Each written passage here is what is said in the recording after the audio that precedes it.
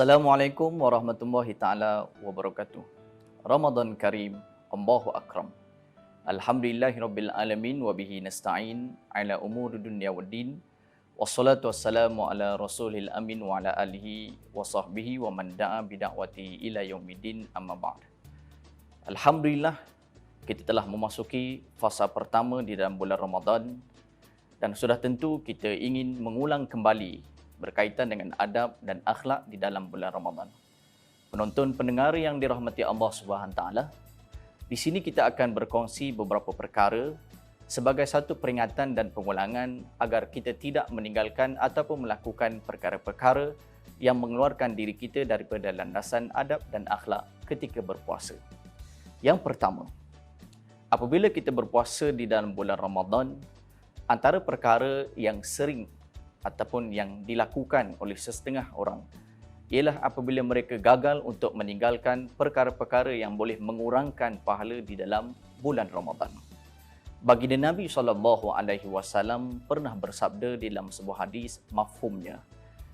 Kata baginda SAW, sesungguhnya bagi mereka yang tidak meninggalkan perkataan dusta, perkataan yang tidak elok, maka tidak ada keperluan bagi Allah Subhanahu wa taala untuk membalas segala perkara yang melibatkan peninggalan makan dan minumnya di dalam bulan puasa.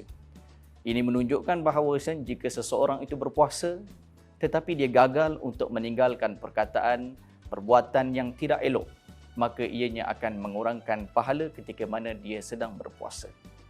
Yang kedua, hadirin sidang penonton yang dirahmati Allah Subhanahu wa taala. Ketika mana kita sedang berpuasa, maka antara adab yang boleh kita laksanakan ialah untuk kita segera berbuka puasa. Kerana dengan bersegeranya kita berbuka puasa, itu akan memberikan suatu kesempatan dalam kita memberikan fokus melaksanakan ibadah solat fardu yang berikutnya, iaitu solat fardu maghrib.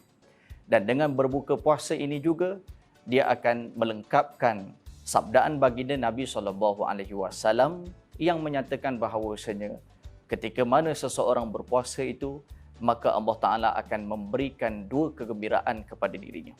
Yang pertama ialah ketika mana dia berbuka puasa, dan yang kedua ialah ketika bertemu dengan Allah Subhanahu wa taala.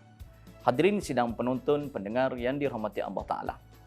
Dan yang berikutnya, adab dan akhlak ketika mana berpuasa, sudah tentulah kita ingin memupuk dan juga menyemai semangat untuk kita sentiasa melaksanakan ketaatan kepada Allah Subhanahu wa taala dengan penuh kesungguhan. Maka di samping itu, adab yang ingin kita terapkan ialah dengan kita sentiasa melaksanakan muhasabah dan koreksi diri agar puasa yang kita laksanakan pada setiap hari itu akan mendatangkan nilai peningkatan ketaatan kepada Allah Subhanahu wa taala. Jika tidak, puasa tersebut akan mengalami kepada puasa yang bersifat adat dan kebiasaan bagi mereka yang menahan lapar dan juga dahaga. Atas sebab itu, marilah sama-sama kita meningkatkan kefahaman kita di dalam adab dan akhlak berpuasa.